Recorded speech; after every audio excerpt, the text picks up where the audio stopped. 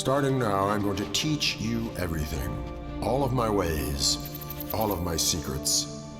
And we're going to take as long as we need. The information herein will augment that found in my written guide on the forums, the link to which is in the description, and which provides more detail on how to handle individual bosses. You don't need more than one tank for any SM round. It's important that people understand that survival mode tanking is all about skill checks and EHP, or effective hit point checks. The skill aspect just involves practicing the dodge timing on the bosses until a tank masters them, but the EHP aspect requires pretty balls out min-maxing, and that's where this guide comes in. EHP is really just a technical way of saying, this is how much abuse I can take all at once without dying.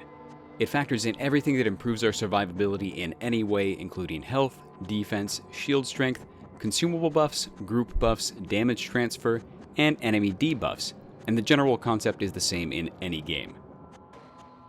That last factor, enemy debuffs, is super important, so I'm going to start with it because I've heard some horror stories of groups running without trolls and just dying their way through rounds with dozens and dozens of pickups in a single round.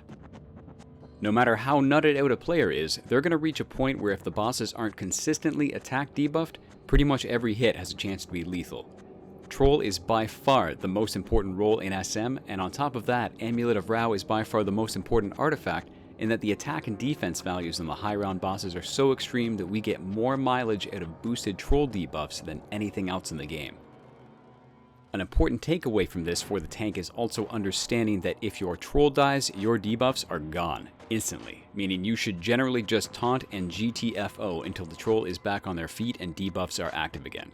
For trolls, this also means that keeping the debuff active at all times is a top priority, because no matter how good your tank is, there are unpredictable attacks they simply cannot survive no matter what if the attack debuff isn't active. And even high round adds are capable of pulling off lucky one-shots if they're not debuffed. Now let's look at how to spec our tank specifically.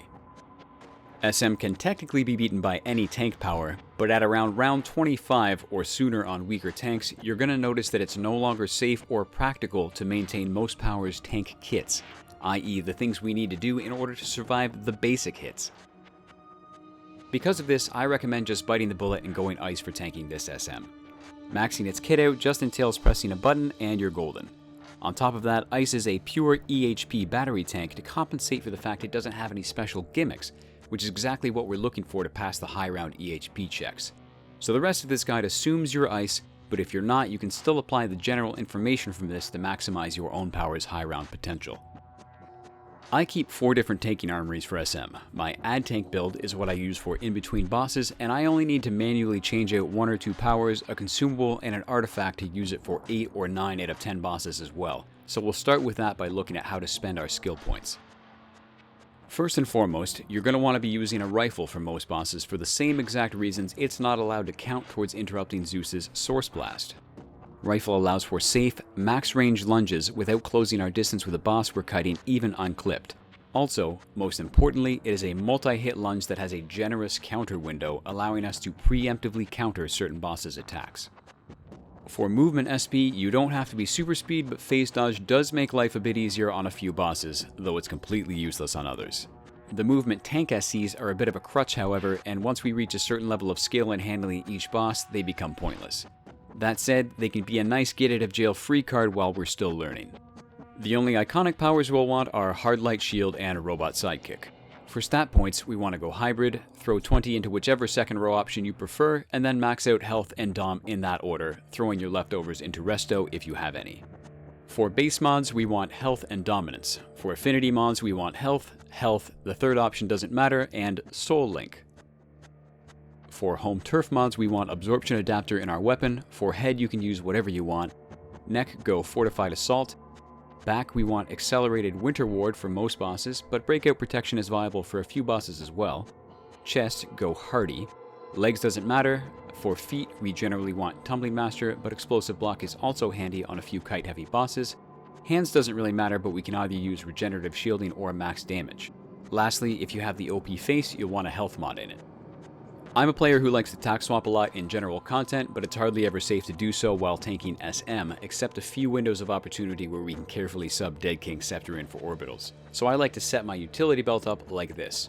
Orbital Strike, Henchman, either Freeze for max damage or Water Golem for slightly less damage but better body blocking in SM. Combat Pet, optionally here you can also use Heartthrob for the 5% health buff. And Chronometric Emitters, which for bosses I swap out for Breakout Trinket. Breakout Trinket is arguably the single most important aspect of our entire kit because animation dovetails are our worst enemy and we need to be able to cancel and react with 0 warning sometimes. If you want, instead of henchmen and pets, you could use personal dampening fields or health trinket. I find that the cooldown on those is a bit extreme and undercuts their usefulness for me personally, but they're certainly viable options if you need more survivability. When it comes to artifacts, several of the most popular support artifacts from the base game meta are significantly less useful or borderline worthless in survival mode. Again, everything is an EHP check, so artifacts that have an effect which only kicks in if the tank survives an EHP check without actually helping the tank survive an EHP check in the first place are basically wasted slots in high rounds. It may seem counterintuitive to some, but by coordinating a balanced group build with an emphasis on enhancing EHP, runs will be safer, smoother, and faster with far fewer wipes and significantly fewer KOs. For ad tanking, we want to be using Everyman Prototype, Manacles of Force, and Mystic Symbol of the Seven. Mystic Symbol, however, gets the boot when it comes to bosses because we never want to be close enough for that bonus defense to kick in, and it gives about 3,200 less base health than other tank arties. For bosses, we want to swap that out for either Dilasteel Refractor or, for 1 or 2 bosses, Lazarus Pitwater potentially. To achieve true min-max, and you'll want to consider some variation of this for many of the higher rounds, you also want your healer to be running Purple Healing Ray and Starheart Fragment and your troll to be running Amulet of Ra and Entwined Rings of Azar. The overall combination results in god-tier survivability to the point you can reasonably soak most attacks. It looks and feels like this is the degree of min-max the devs balanced around, and a coordinated group build like this makes life a lot easier in the higher rounds. If you and your group are built that way and you have the skill to dodge the critical PvP mechanics, there are very few attacks that can actually kill you when properly mitigated. The amount of combined health buffs a group needs will vary from group to group and boss to boss, and the more skilled and well-equipped the tank, the less frequently that degree of min-max will be required. For consumables, ideally you would at least be using a seasonal 5% health buff, a compound omega, and a protector serum at all times. Personally, I also throw on an aggressor serum, a seasonal 5% DPS buff, and if I'm fire, a seasonal 5% healing buff. If you didn't stock up on seasonal food, you'll want to go with the highest available health soda.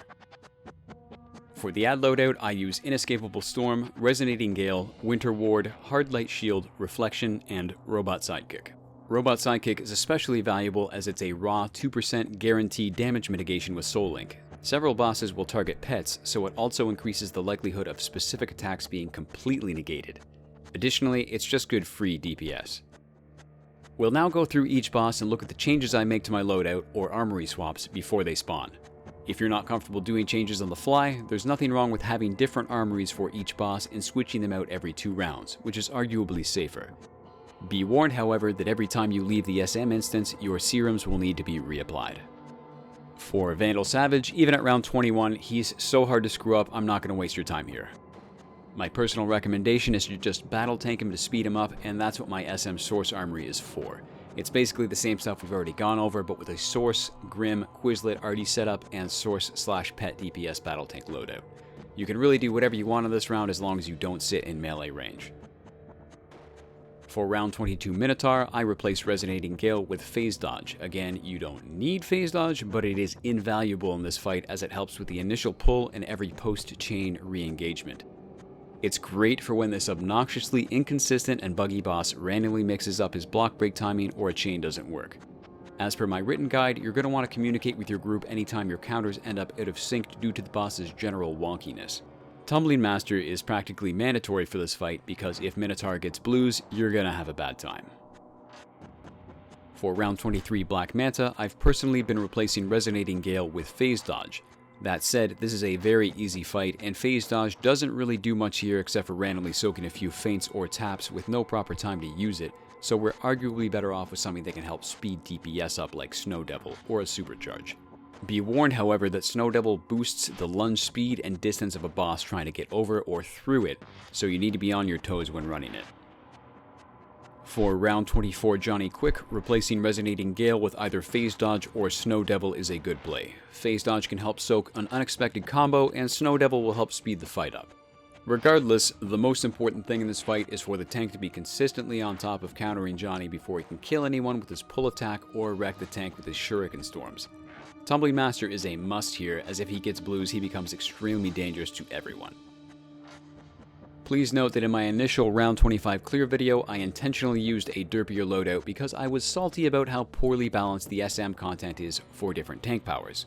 For round 25 Mr. Freeze, I replaced Resonating Gale with Snowball. This is because Snowball is a long-range AoE taunt with a negligible cooldown, and it makes simultaneously holding hate on both Freeze and a Terminator that's being lassoed by a group member easier, while also still being able to dodge and counter Freeze's shenanigans. It's also useful for taunting during freezing rain.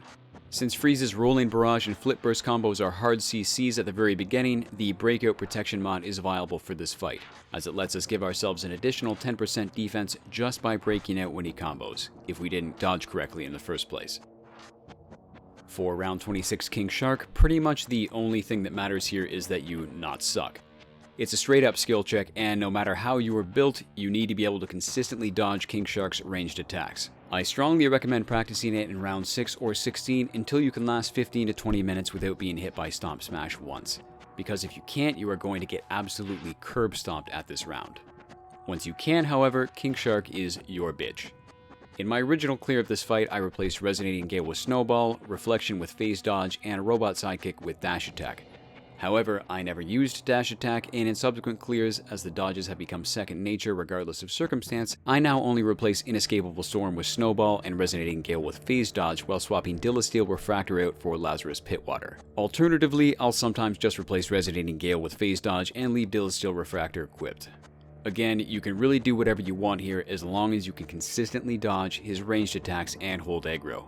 This is another fight where I strongly recommend the use of Tumbling Master.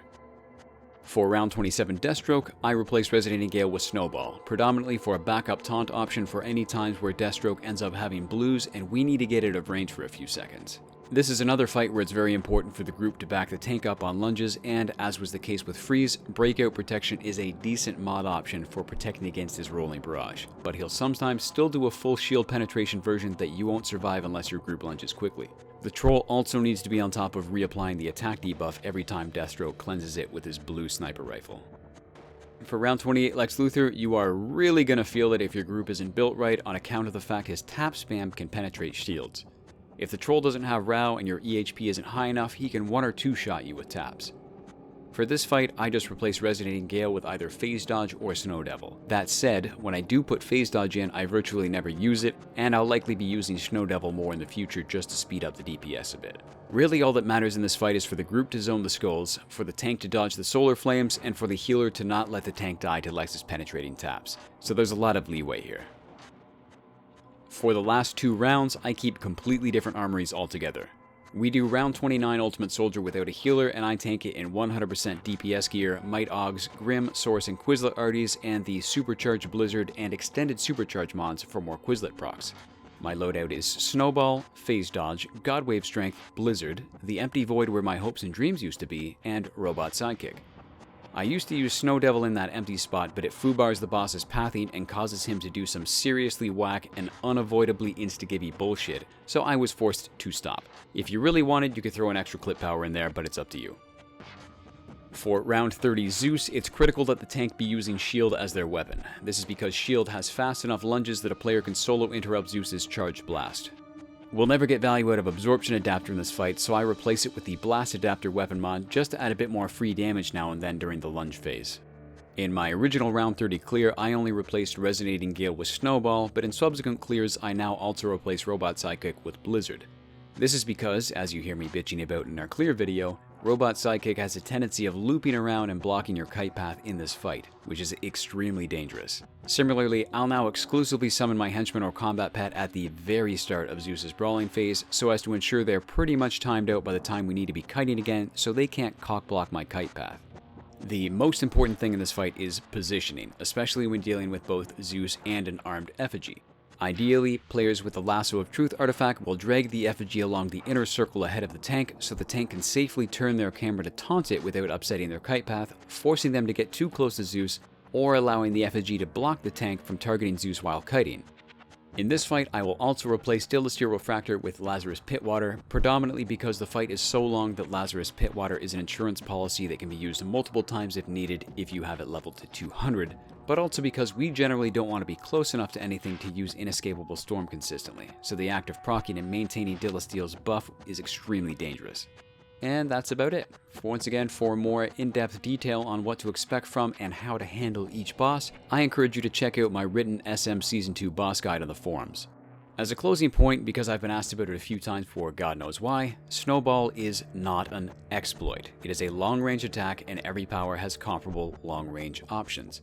For example, Atomic, Antimatter Bomb, Earth, Rumble Crush, Striking Stones, Fire, Engulf, Rage, Dreadful Blast, Frenetic Bombardment.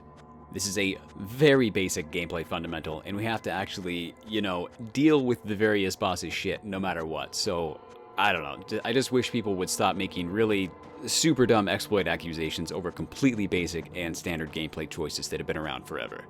Anyways, I hope these guides have been helpful, and hit me up if you have any questions regarding specific build choices or how specific roles should build for specific bosses, as full-on EHP min-max isn't required for every single one, but that's going to depend on the skill level of the individual tank and how well knotted out the group is in terms of gear and SB. Thanks for watching, and check out my survival mode playlist for the solo tank perspective on how to handle each boss.